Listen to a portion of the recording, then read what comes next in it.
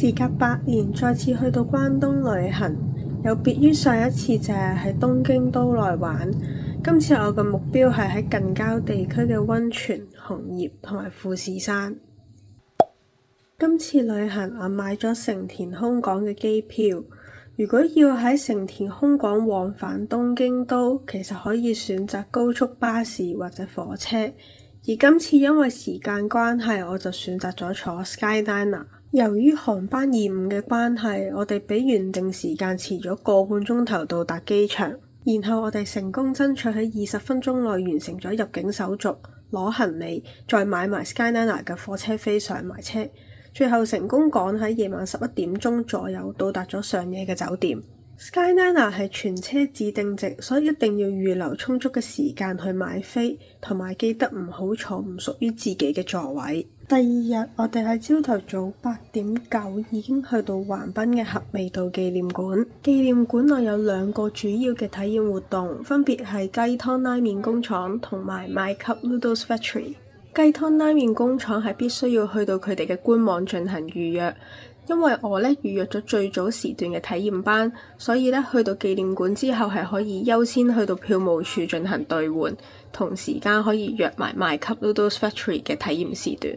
優先入場之後就會喺工作人員嘅指示下直接去到參加呢個雞湯拉麵體驗班。參加者會喺工作人員嘅指導下製作自己嘅雞湯拉麵。喺醒麵嘅過程入邊，我哋可以一邊去畫翻自己嘅包裝，一邊喺影片入邊嘅簡介了解到雞湯拉麵嘅發展歷史。去到最後油炸嗰一步就會交翻俾工作人員處理。咁我哋就可以隔住塊玻璃去觀賞或者進行拍攝。活動完結咗之後，我哋可以帶住自己整嘅雞湯拉麵，以及活動贈送嘅原版雞湯拉麵一包，同埋一條雞仔頭巾作為紀念品。另一個體驗活動 My Cup Noodles Factory 就可以自己設計一個杯麵，然之後選擇自己中意嘅湯料同埋配菜。呢一個體驗活動提供嘅麵同一般喺市面上買到嘅唔同，要喺1個月之內食咗佢嘅。除咗呢2個體驗活動，館內亦有各種嘅展覽廳同埋紀念品商店，所以可以預留多1至2個小時去進行參觀。玩完合味道紀念館就差唔多到午餐時間，跟住就去咗橫濱嘅 Well Porter 食午餐。佢係一座大型購物中心，1樓係 food court，樓上就有各種嘅娛樂設施，天台更加有 BBQ 嘅場地，係好多年輕人週末都會去嘅地方。呢一日我仲好彩咁樣遇到 cosplay 嘅活動 Acosta， 親身感受到同香港唔一樣嘅動漫文化氣氛。下晝本來係安排咗去紅磚倉庫打卡影相扮下文青嘅，但係點知當日紅磚倉庫外邊嘅空地居然舉辦咗呢個全國故鄉博覽會。最後我只係好簡單影咗幾張相，喺紅磚倉庫入邊兜咗2個圈，就將啲時間空翻晒出嚟去食嘢啦。今次去到橫濱玩，發現其實唔一定要跟網上推薦嘅旅遊景點，其實喺市內隨便行下都可能會有唔少嘅意外收穫。就好似我今次咁，就預咗 Acosta 同埋呢個全國故鄉博覽會，仲有路邊嘅公園都見到會有人喺度表演太鼓。對我嚟講，橫濱係一個年輕又有活力，而且充滿驚喜嘅城市。玩到傍晚時分，我哋就搭翻火車翻去上野。晚餐就安排咗去食呢個日式燒料。我事先已經喺塔皮洛預約咗一個 full course， 一共有11道菜。開胃菜有羅宋湯、雞髀肉串燒、沙律、雞胸肉非常之嫩滑，雞肝翼好 creamy。雞心係爽脆嘅，雞軟骨串。呢一個炭燒銀杏更加有果實嘅香甜味。燒麥根配芝士，燒雞翼。當晚餐去到尾聲嘅時候，職員會問你要唔要上最後一道菜。如果你已經食到好飽，其實係可以選擇唔上菜。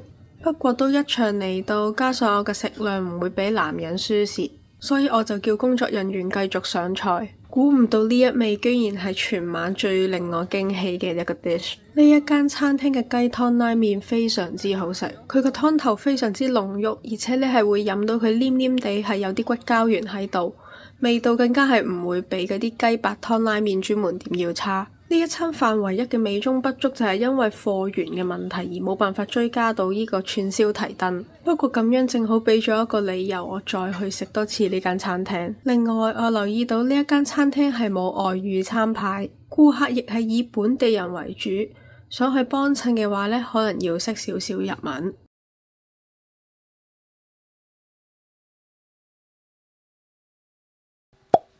第3日嘅朝早，車行一開門，我哋就去咗攞車，然後向富士山出發。自駕的話，由東京揸到去富士山大概需要2個鐘頭，所以我哋選擇中途喺海老名休息站停一陣，順便食返個遲嚟嘅早餐。海老名休息站係河口湖自駕遊其中一個非常受歡迎嘅休息區。喺休息站嘅外圍就已經可以見到由小食檔組成嘅美食橫丁。我哋買咗幾種串燒、肉包，味道係屬於喺日本正常好食嘅水平。喺休息站嘅室內區入邊，我個人有2間比較推薦嘅小食店。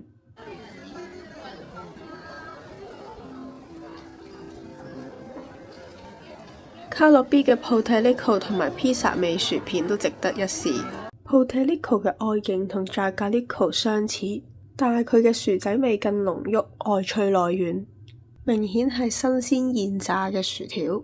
呢一個披薩味薯片上面加咗芝士同埋辣肉腸，同平時用味粉調出嚟嘅味道明顯有分別。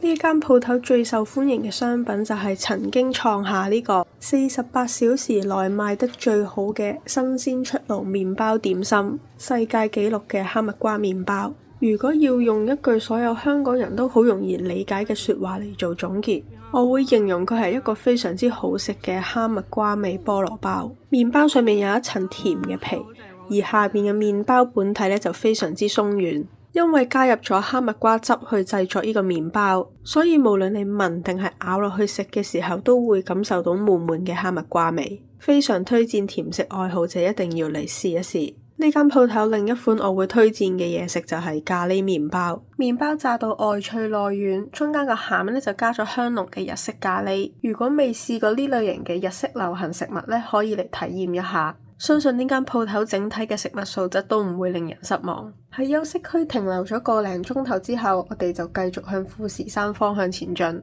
當我哋駛入山區嘅時候，就逐漸見到樹葉變成黃色或者紅色，之後仲見到一片非常之靚嘅芒草同埋半個富士山。見到呢一片景色，令到我心入邊都有一種感動。開始好確實咁樣感受到自己係喺度秋遊日本，因為曾經喺歐洲留學嘅關係，今次呢其實都唔係我第一次喺香港以外嘅地方過秋天，但係秋天俾我一直以嚟嘅感覺呢都係光禿禿有乾燥。呢一次係我第一次咁清晰咁樣感受到乜嘢係秋，亦即係所謂嘅 Aki。沿住公路前進，因為我哋開始去到海拔越嚟越高嘅地方，天氣變冷，紅葉呢亦都開始密集起嚟。好快我哋就嚟到山中湖。山中湖係富士五湖入邊面積最大，同時亦有好多個拍攝富士山嘅好位置，都係圍繞住成個湖。呢一日我哋嚟到旭日休湖畔綠地公園，喺停車場隔離嘅行人步道就已經可以見到好多紅葉。因為係11月頭嘅關係，所以無論外地遊客定係日本本地人都唔算太多，可以沿路慢慢邊行邊影。不過去到湖邊就係另外一個故事啦。因為見到只要啲風將僅餘嘅一朵雲吹走，就可以見到完整嘅富士山，所以我同我嘅朋友一致決定要再等等。呢段時間我哋驚一上返車避風，可能就會錯過拍攝嘅好時機，所以我哋着埋羽絨同風褸，感受住5度以下嘅體感溫度，喺湖邊吹住風，等咗將近個半鐘頭，然之後我哋即刻9秒9衝返上車。好姊妹，只會同你一齊，我先至會 do something crazy。當我哋嘅身體暖返少少之後，我哋呢就順住今晚酒店入住嘅方向去前往下一個目的地。新倉山淺間神社。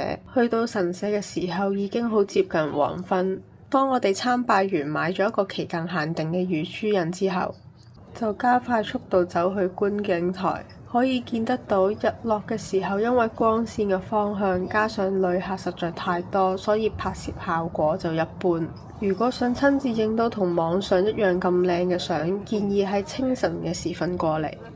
上咗觀景台之後，其實唔需要急住離開，跟住路牌嘅方向走，其實仲有一條小路可以走去山上面嘅涼亭。不過沿路係有見到目擊熊出沒嘅告示，咁就大家要自行斟酌要唔要去啦。上到山頂，我哋可以更加清楚咁見到富士山、紅葉同埋五重塔。喺個天完全入黑之前，我哋返上車，接落嚟我哋就會去今晚住嘅溫泉旅館。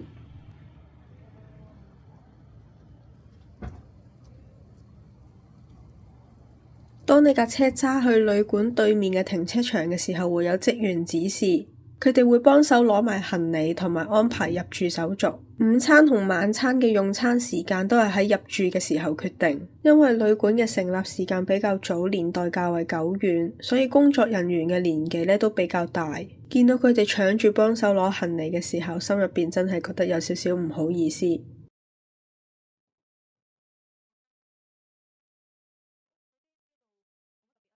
房入邊有乾濕分離嘅衛浴設備。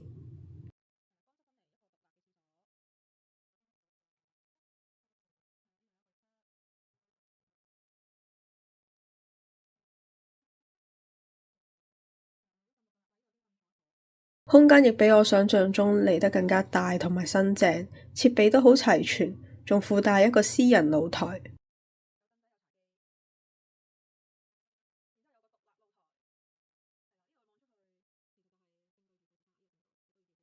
不過浸溫泉的話呢，就要去樓上嘅大浴場。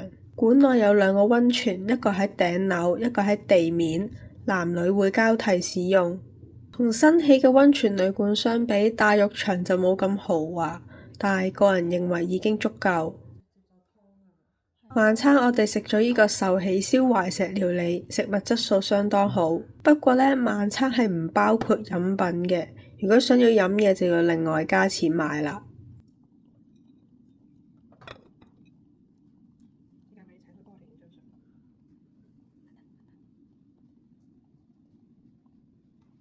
食完飯，我哋出車揸咗大概15分鐘左右呢，就會到達河口湖嘅紅葉祭場地。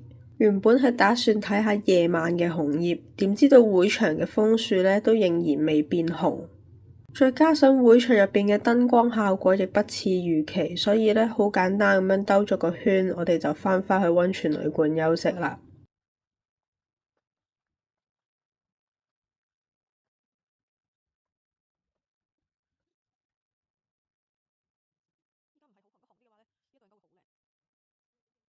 浸完溫泉之後，夜晚嘅睡眠質素特別好，一直瞓到鬧鐘響嘅時候先至醒。一起身我就即刻擺好晒所有攝影器材去影呢個日出嘅河口湖同埋紅富士。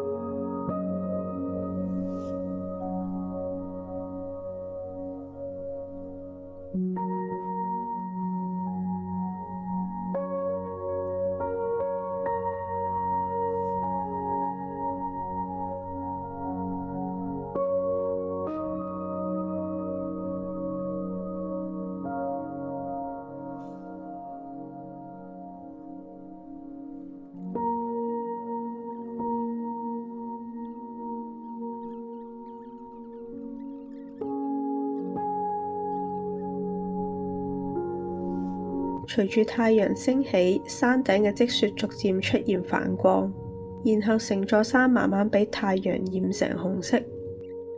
同時，清晨嘅湖面隨住溫度差會出現晨霧，企喺湖附近的話，會有種猶如身處仙境嘅感覺。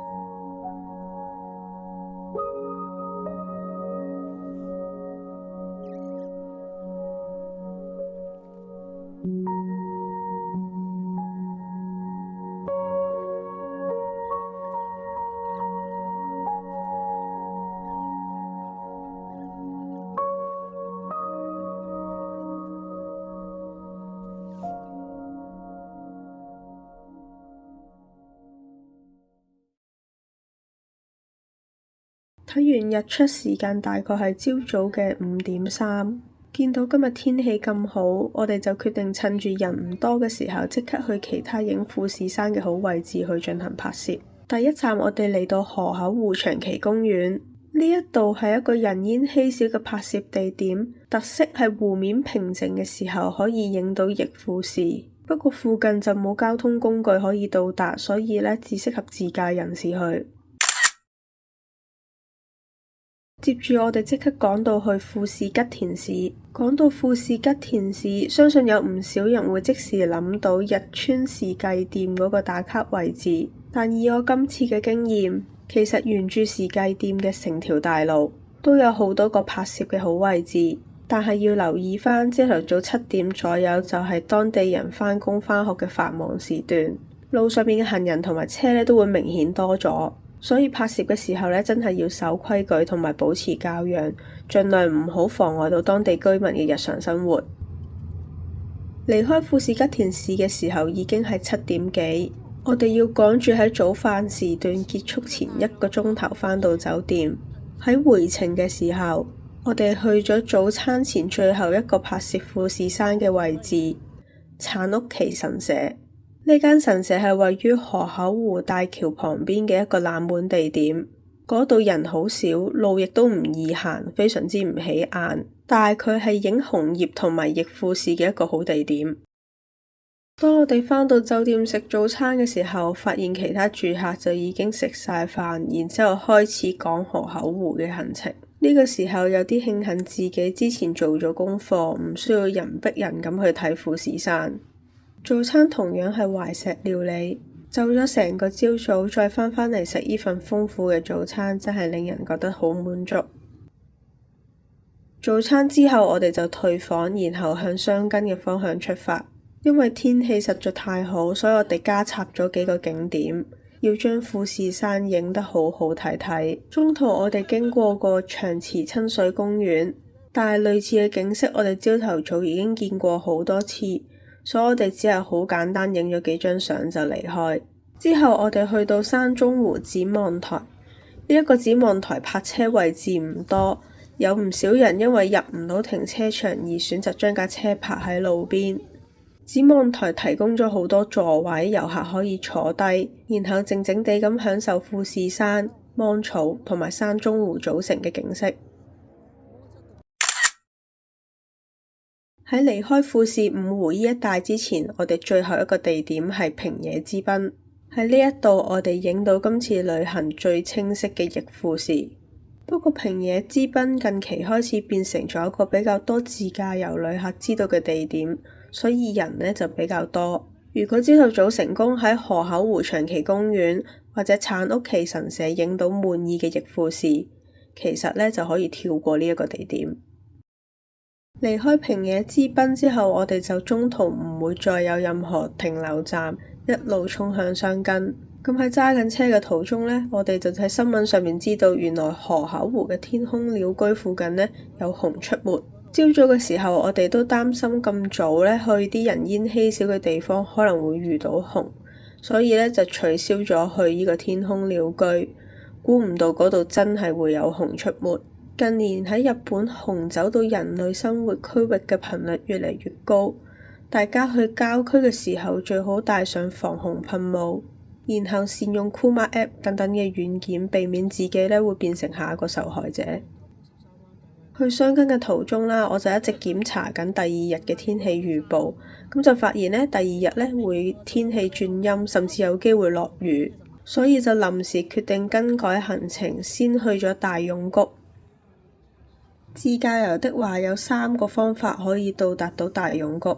第一個方法係將架車停喺強羅，然之後坐登山纜車去到早雲山站之後，再轉乘空中纜車去大涌谷。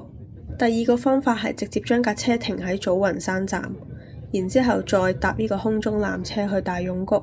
第三個方法就係直接揸車揸到上大涌谷。今次我哋就用咗呢個方案1，但係其實試完一次之後我覺得第二個方法會更加好，因為由強羅去到早雲山嘅登山纜車人好多，而且係冇乜景色好睇，所以其實真係冇必要喺度人逼人。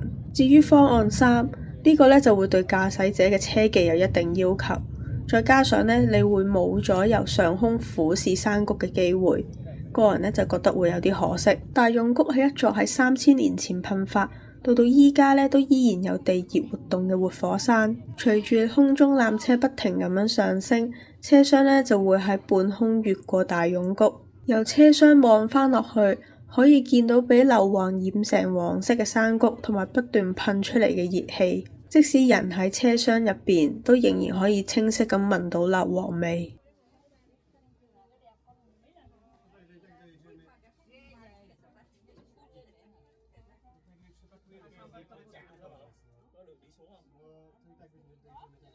望向車廂嘅右邊，天氣好的話呢，都可以見到富士山。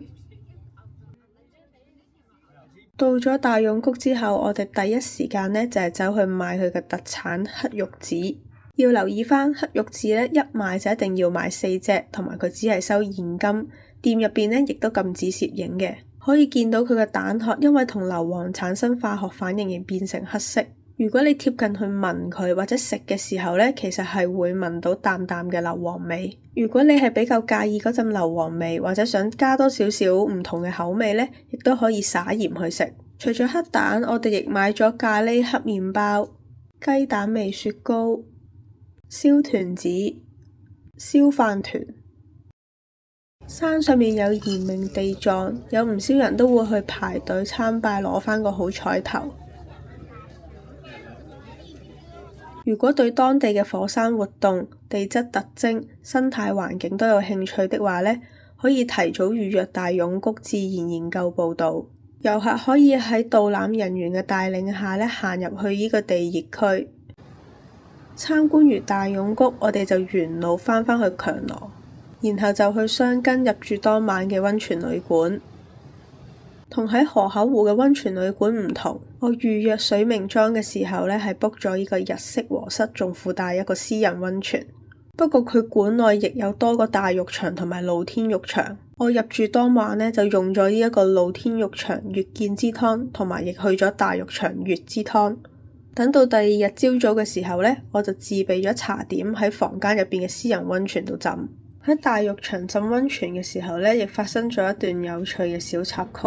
有一位嚟自東京嘅阿姨呢，就撩我吹水喎。佢就話呢，明明前幾日呢都仲係陰天嘅，富士山呢亦都俾好厚嘅雲遮住咗，但係今日嘅天氣呢就非常之好，仲話呢，每年可以見到咁靚富士山嘅日子呢其實唔多嘅。聽到佢咁講，我都忍唔住多謝天公造美，可以俾我喺今次旅行見到一個咁靚嘅風景。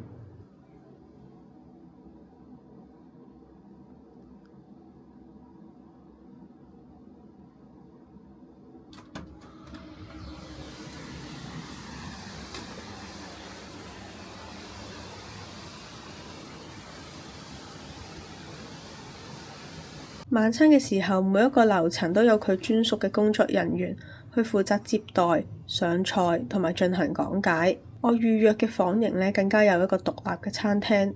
晚餐呢，同樣係懷石料理，當中呢，有唔少菜品呢，都係用咗當地嘅應季食材，部分呢，更加可以喺返呢個箱根湯本商店街嗰度買返屋企做手信。